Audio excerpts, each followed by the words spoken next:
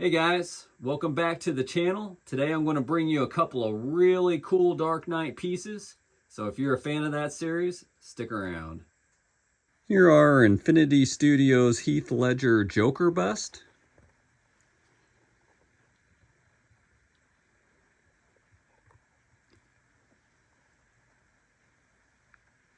And Infinity Studios' Anne Hathaway Catwoman bust.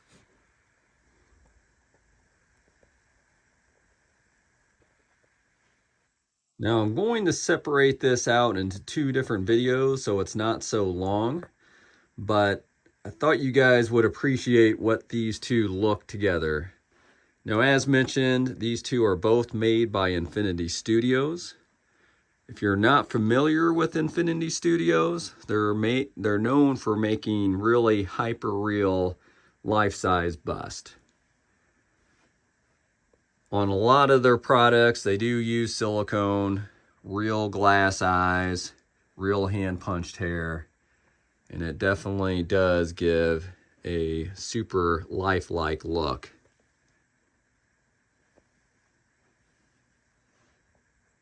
Now, they call these bust, but in reality, Infinity Studios typically does half torsos, meaning that you get pretty much the full upper part of the body, including the arms.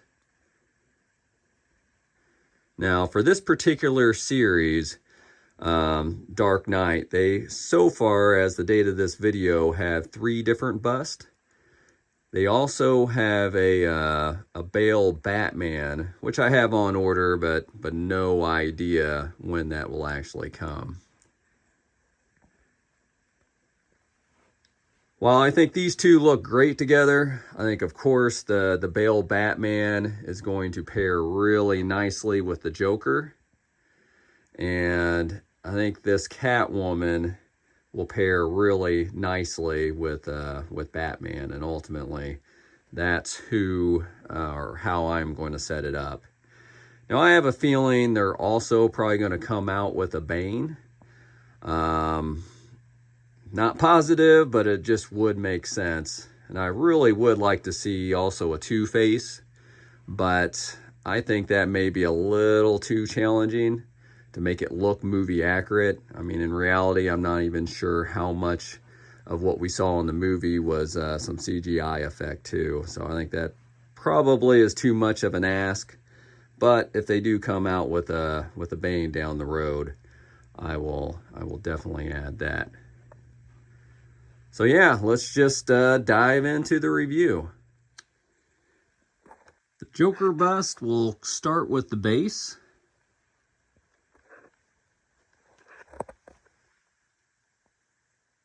I do kind of like the rocks design that they got here. They've got some kind of torn rebar. Paint job, it's just okay. Definitely probably could have painted it where the rocks looked a little bit better. But I think it's a pretty neat concept.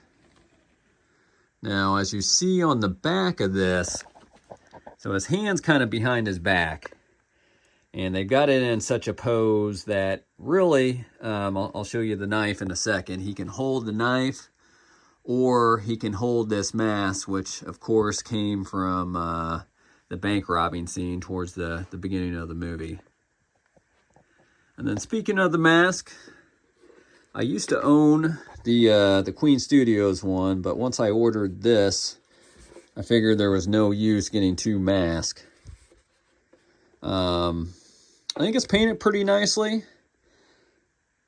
I mean, not super high end, but it is got a nice paint job to it.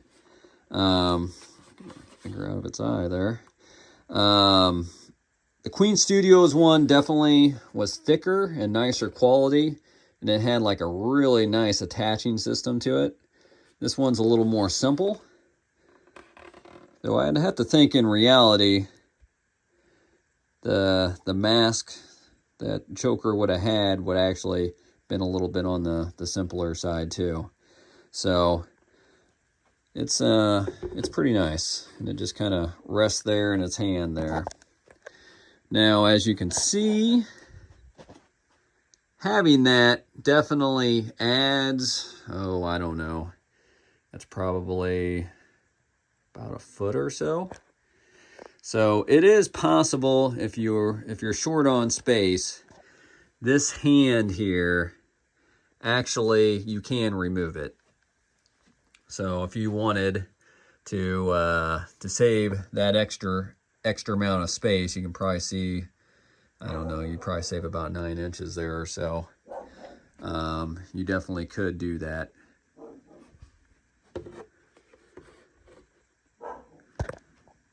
And otherwise on the back, there's not much more to see. Let's continue on the base here. So yeah, you can just see that rock design all the way through. And then they've got a little slot here. And if you can remember in the movie, he carried a knife like this. So they added that little Easter egg. Now, in reality though, the knife is like, you know, it's pretty cheap. Definitely kind of feels like a toy. And my other complaint I have with it is, why in the world would you write Joker, why so serious on it? Do you actually think the knife he had in the movie had that written on there? Which the answer is no, so I have no idea why they went that route. So I'm actually on the hunt to find the actual knife they used in the movie. I mean, I know what knife they used in the movie. But it's also a collector's knife, so it is pretty hard to get.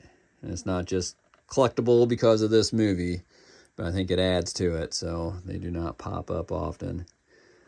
But when it does, I do plan on actually replacing it with the real knife. Now, it does have a light up feature in the base, and really all it is this thing removes. You can see it's got batteries there, and that little light shines in, and it's magnetized. So it's pretty easy to, you know, take that off and turn it on. So probably would have been nicer to have a button on the outside somewhere, but you know, it's pretty easy to get to. So not too much complaints there. Would have probably been nice to have a plug-in option also, but I haven't had to change batteries in it yet. Not that I really have it on hardly. And then you can also see his clothes, they pretty much cut off and, you know, gave that effect on the bottom, which I think was a good design decision. It would have looked weird if they didn't cut it off. So yeah, all in all, I like the base. Now kind of moving up to the body, they did, I mean, you can see it's got all the clothes. That's real, and it's high quality too. You know, like you said in the movie, the suit wasn't cheap. You should know you paid for it. This is a nice quality suit. And get up. So really glad they went with nice material. It doesn't feel cheap. It doesn't feel fake. It feels like the real thing.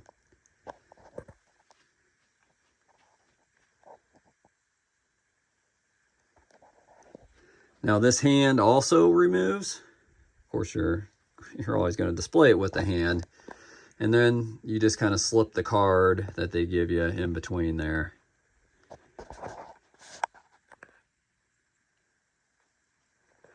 You know, it would have been pretty cool if it would have had like that grenade setup that he had in the movie.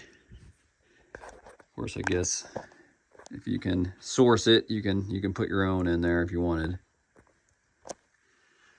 But the real star of the show is the actual portrait. And while I don't think it's 100% Heath Ledger, I think it's pretty darn close. Actually, let me take the card out here just so you guys can get a a better look at it.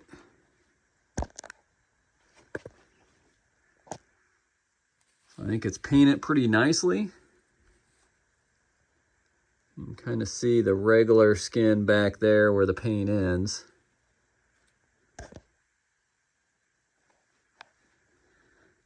You can kind of see where the paint's mixed in with his hair a little bit. And his hair is thinning some, which is true to Heath Ledger. His hair was thinning at this time. Now I had to work with the hair a decent amount. At least mine came in where all of this was like all clumped together, like in a super clumps. I still don't have it looking, you know, as good as it did in the movie, not by a long shot. But I'm happy how it looks now.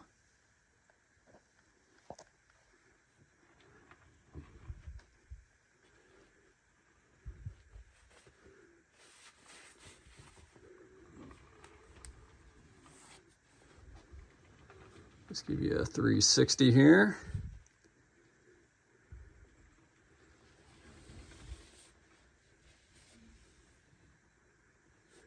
Now the eyes, with it painted dark, it's a little harder to see, but they are really well done.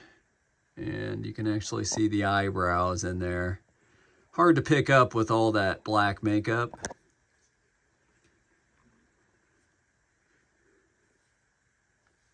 But yeah, I think it looks really, really good.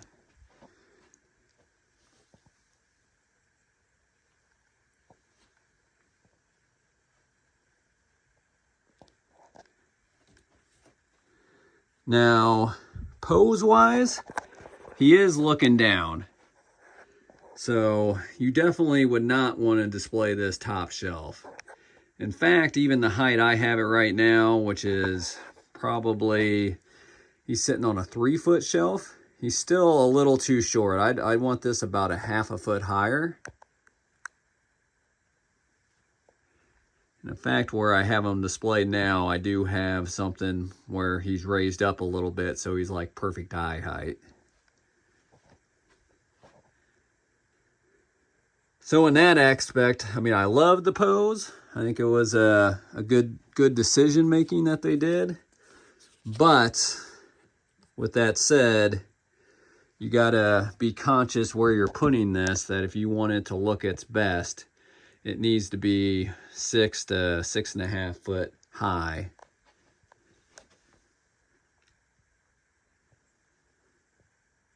But yeah, you guys in the comments, let me know what you think.